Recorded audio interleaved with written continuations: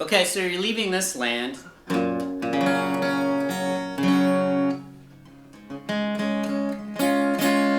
Sorry, don't worry, I get there. Stick with me. Okay. 5 signs you're moving from beginner to intermediate guitarist. Now look, I did that because we've all been there. And if you're still there, that's okay. These use as checkpoints. So let's go right into these. They're bookmarked. Tell me where you're at with this. Number 1, you are starting to have a killer rhythmic flow. So in that case, a beginner, let's just use this chord progression over and over. G, D, C, okay? They're looking, you ever notice how they look back? Think back to yourself. Look at your hands, when you change, you look, and there's no rhythm there because you're like, you don't have the flow. So here's how you know you're moving to, see?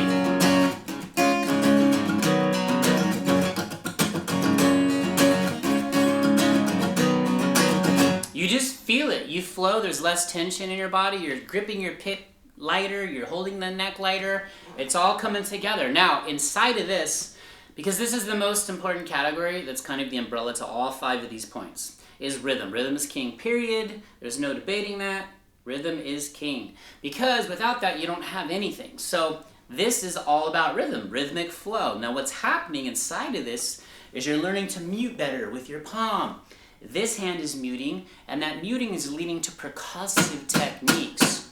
Your mindset's shifting. You're starting to realize, oh, the guitar is more like a drum set than a guitar, okay? See what I'm saying? So meaning like,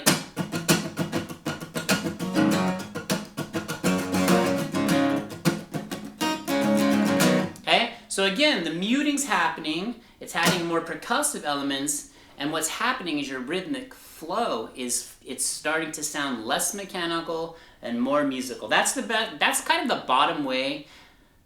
That's kind of the bottom line to this number 1. So if you're there, you are crushing it. Keep going, okay? But keep practicing exercises, okay?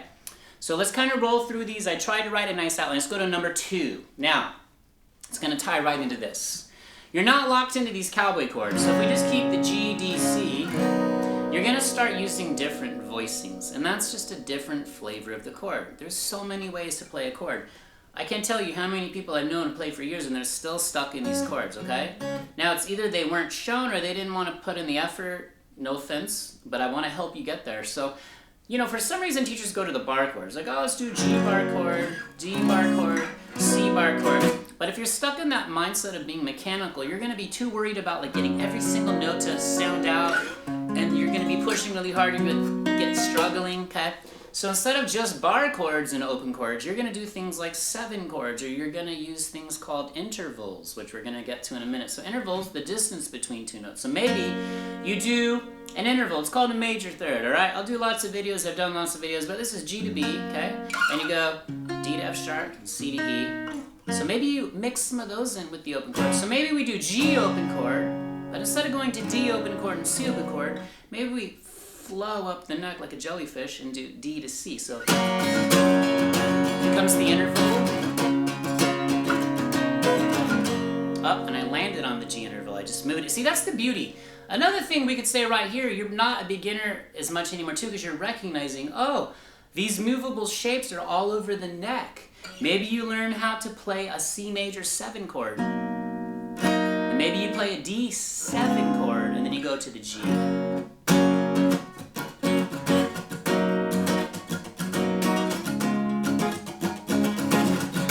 Starting to connect the dots, you're having lots of like aha light bulb moments. But if you notice, the one thing that's never leaving is rhythmic flow. Flow like the jellyfish always, okay? All right, because when you're younger, you're impressed by speed and you want to like be a shredder. And then one day you wake up, as you get more seasoned, you're smarter, you're not a beginner as much anymore, and you're like, oh, rhythm is king. I have to have that in everything I do. Leads, melodies, harmonic parts, song, everything. Doesn't matter what instrument you're on. I'm learning drums back there. It's rough, but I'm thinking all about the rhythm is king. Okay, let's go to number 3. Now this one's kind of fun. Got them outlined over here. And again, these aren't the be-all, end-all ones. I could have done so many of these. These are just some checkpoints for you, okay? I just want to know where you're at. This one's exciting. You're starting to carve out your own sound a little bit. And here's what I mean. You're starting to see certain licks or simple moves that you keep doing over and over, and you're being musical with it. So for example, My top 3, 4, 5 influences are John Frusciante of the Chili Peppers. Now from him I really learned about intervals. I really learned about that intervalic thing. Okay, so there's that. So I started implementing that more, and then from Billy Corgan, from him it was really about, like, he uses octaves a lot. You know, octaves, the distance between two notes, but it's an the interval is an octave from root to the same note, an octave higher. So in this case, like G to G, D to D, and C to C. So maybe think like a songwriter. So maybe you do some of this.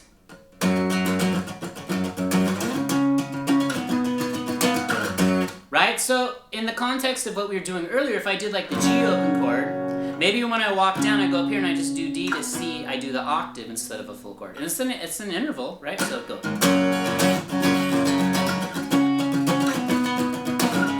Then I end on the G interval. So that's how I started using those influences. You know, from Dave Navarro, it was more about his use of the delay pedal from more the electric guitar world, because I was in a band, and that was my whole goal, my whole mission was to be in a band, which I was within my first 2 years of playing. I was in a pretty high-level band, but I was a maniac, which with my practice schedule, okay? So start recognizing who some of your heroes are, some of their little tiny things, as simple as the octave or an interval or a little move they do, and see if you can work that into your playing. And you know, then you'll start to make like connections like, oh yeah, Jimi Hendrix did so many intervals and intervallic things in his playing, and oh, no wonder John Frusciante got that. He got it from You start to see the connections between the artists and the generations. It's fun. Okay, so you want to be inspired by your heroes, but I originally want you to start developing your own sound. That's kind of, let's not call it an end game, but if this is starting to seep into your playing, you're moving from beginner to intermediate. Okay, let's go to number 4. Now, this one's huge. You practice smarter, not longer. You know, the good old noodling word. I did a video on that. It seems to trigger people. Of course, it's fun to sit down and we noodle, but within 20 minutes has gone by and you haven't done anything. So I'd rather have 10 minutes of focused practice that leads to progression than 20 minutes or an hour of unfocused noodling, okay?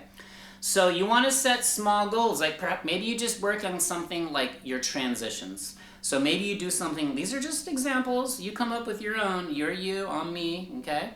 Now, let's do that G to D to C thing. So maybe what I'm gonna do is I'm gonna try and do it where I move the chord shape as a bar chord with the root note on the low E. Maybe I'm just thinking, okay? The theory stuff is starting to seep in. You're starting to connect it beyond just the musical part. Now you're starting to connect it on the theoretical side. So you're like, oh, here's my G, here's my D, here's my C. So it's all rooted off the low E. I'll just try and move those transitions smoothly, but I won't even play any notes. I'll go. Okay, and you're gonna beatbox it too. So you start internalizing rhythm. Your rhythm starts to become internalized more because you're practicing smarter.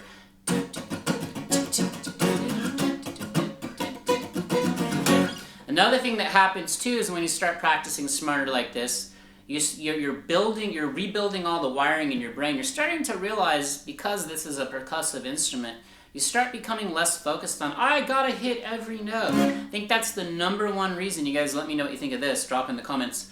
The beginners look at their hands so much when they're doing the chord changes because they're like, oh, I gotta hit the D, open D, and then I gotta just strum that. But if they realize that it's more about being musical, that will lead to better rhythm. So your practices are starting to like get focused. You're developing frameworks. If you've been on this channel, you've seen all the chord charts I've made.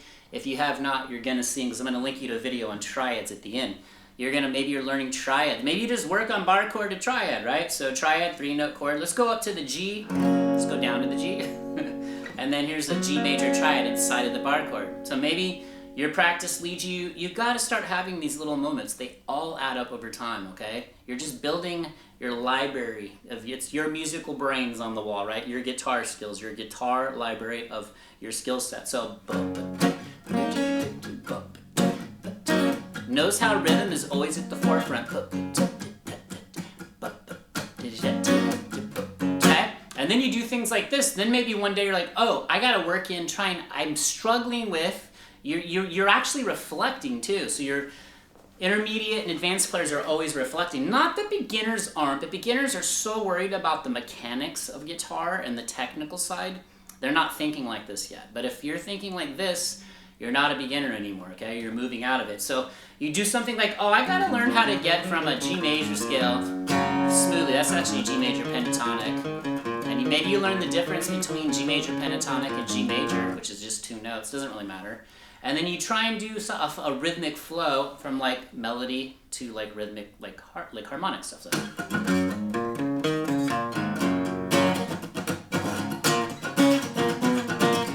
Now right there, I did that on purpose. Those octaves, guarantee you, those are a reflection of like my influence from like when Billy Corgan did all those octaves. Somehow, whether I knew it consciously or subconsciously, they seep into my playing and they make you sound like you.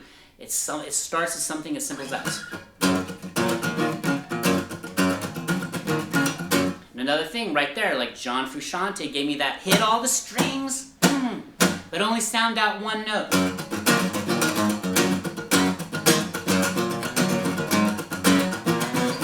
Okay, and you're gonna keep exploring these categories, and you're just gonna keep progressing. I think intermediate is probably, you guys tell me if you agree, disagree, doesn't really matter, it could debate.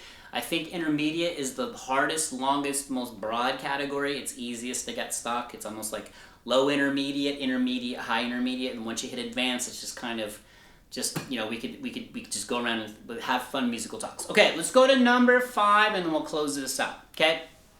Now, this one's cool because this is more of a mindset thing. Mistakes do not derail you, okay? Now, if we go back to number 1 where I said rhythm is king, the number 1 rule I have, think of yourself in a band. Let's say you're playing guitar with bass and drums. Your bassist is the singer. What is going to happen if you make a mistake and you just stop playing? Anybody that doesn't know anything about music, or those that especially are gonna, you stopped. You were derailed. So, meaning that's why you got to get this percussive rhythmic thing going. So if you mess up, you let up, you keep the rhythm hand going. So for example, let's say if I botch this D chord, right? And your ears, you're just getting ear training. Let's say I let up and I just get a rhythmic thing going, and then I flow back through the progression.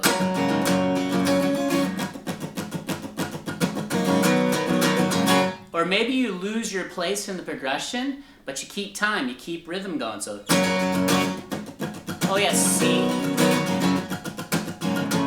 But maybe you do that. See, and if I stop like that, you hit a mistake, so you're derailed. So you don't get derailed, all right? So you've learned to make mistakes musical. So a lot of times what happens too is if you're doing something melodically and you hit a wrong note, you just let up and do the percussive thing and get back on track, but you don't get derailed. You guys, I'm sure all your heroes too, and you'll find where they've talked about it, they'll say sometimes the mistake in a recording, like in an album or a record, they left it because it sounds cool, but the reason they left it is because they made it musical. They didn't just get derailed and stop, okay? So, that's just going to be like your groove, your creativity, your confidence, your flow, it all comes together. So these are like 5 just checkpoints, 5 ideas I have. It's exciting when you get better, all right? So just work on number 1 out of all of these. Keep developing your rhythm chops, always. And when you get them, don't stop playing. You will lose them. It's like going to the gym, okay? You gotta keep lifting weights, you gotta keep strong, you gotta keep your guitar skills strong. So once you reach a certain level, keep that up. But keep yourself falling down too. Keep pushing yourself. Don't get stuck and you're going to plateau. You're going to get bored. And listen, the bottom line rule of guitar is it has to be fun. Progression is fun, right? You're getting better. It's more fun. All right? So if you saw yourself in a few of these, congrats. You're not a beginner anymore. You're a musician, right? That's what you are. Even if you're a beginner, you're a musician. You're going to get there. Keep growing. Keep grooving. Keep flowing. Keep playing. Remember what I said, only you can stop you, so you're not going to stop. Drop Jellyfish in the comments. Definitely, what's your favorite sea creature? I'd love to know. Where are you in your guitar journey? What do you agree with here? What do you disagree with? Let's talk about it, all right? Drop me a comment. I'll respond. I will see you in the next video, and I'm going to drop some more drum content. You guys, give me some thumbs up, all right? I'm trying, all right? I know what it's like to be a beginner again. I get it. See you in the next video. Peace.